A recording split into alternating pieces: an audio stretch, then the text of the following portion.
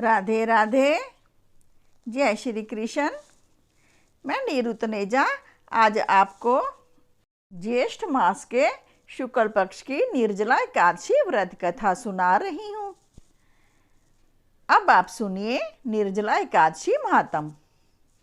श्री भीमसेन बोले, हे पितामह, भ्राता युधिष्ठिर, माता कुंती, द्रौपदी, अर्जुन, नकुल और सहदेव आदि एकादशी के दान व्रत करते हैं और मुझसे एकादशी के दिन अन्न खाने को मना करते हैं। मैं उनसे कहता हूँ कि भाई मैं भक्ति पूर्वक भगवान की पूजा कर सकता हूँ, परंतु मैं एकादशी के दिन भूखा नहीं रह सकता। इस पर व्यास जी बोले, हे भीमसेन, यदि तुम नरक को बुरा और स्वर्ग को अच्छा समझते हो तो प्रत्येक माह की दोनों एकादशियों को अन्न न खाया करो। इस पर भीमसेन बोले, हे पितामह, मैं आपसे प्रथम कह चुका हूँ कि मैं एक दिन एक समय भी भोजन किए बिना नहीं रह सकता, फिर मेरे लिए पूरे दिन का उपवास करना कठिन है। यदि मैं प्रयत्न करूं तो एक व्रत अवश्य कर सकता हूं। अतः आप मुझे कोई एक व्रत बतलाइए जिससे मुझे स्वर्ग की प्राप्ति हो।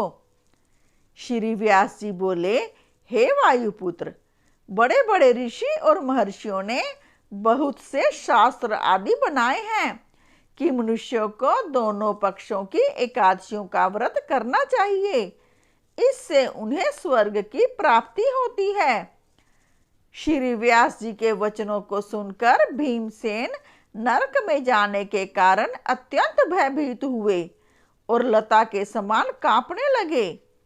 वह बोले, हे पितामह, अब मैं क्या करूं, क्योंकि मुझसे व्रत नहीं हो सकता। अतः आप मुझे कोई एक ही व्रत बतलाइए जिससे मेरी मुक्ति हो जाए। इस पर श्री व्यास जी बोले, हे भीमसेन, कृष्ण और मिथुन संक्रांति के मध्य में ज्येष्ठ माह की शुक्ल पक्ष की एकादशी होती है, उसका निर्जला व्रत करना चाहिए। इस एकादशी के व्रत में स्नान और आचमन में जल वर्जित नहीं है, लेकिन आचमन में 3 मासे जल से अधिक नहीं लेना चाहिए। इस आचमन से शरीर की शुद्धि हो जाती है। आचमन में 7 मासे से अधिक जल मद्यपान के समान है। इस दिन भोजन करने से व्रत नष्ट हो जाता है। यदि सूर्योदय से सूर्यास्त तक मनुष्य जल पान ना करे तो उसे 12 एकादशी के फल की प्राप्ति होती है।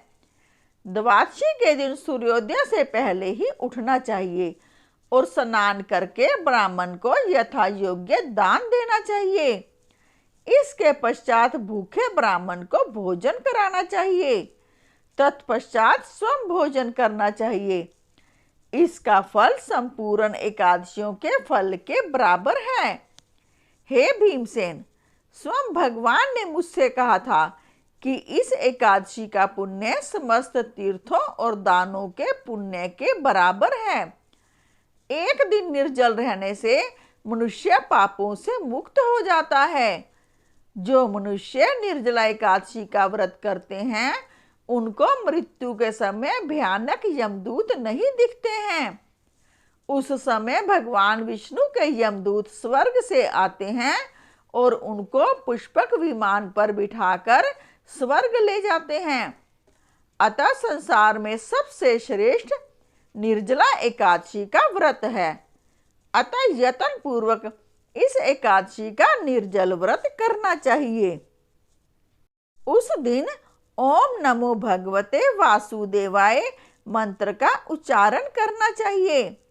व्यासदेव जी के ऐसे वचन सुनकर उसने निर्जल व्रत किया।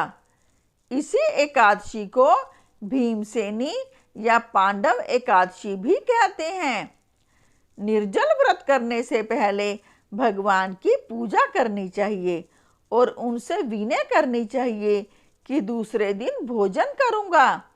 मैं इस व्रत को श्रद्धा पूर्वक करूंगा। इससे मेरे सब पाप नष्ट हो जाते हैं। इस दिन एक बड़े वस्त्र से ढककर स्वर्ण सहित दान करना चाहिए। जो मनुष्य इस व्रत को 2 प्रहर में स्नान तप आदि करके करते हैं, उनको करोड़ फल स्वर्ण के दान का फल मिलता है।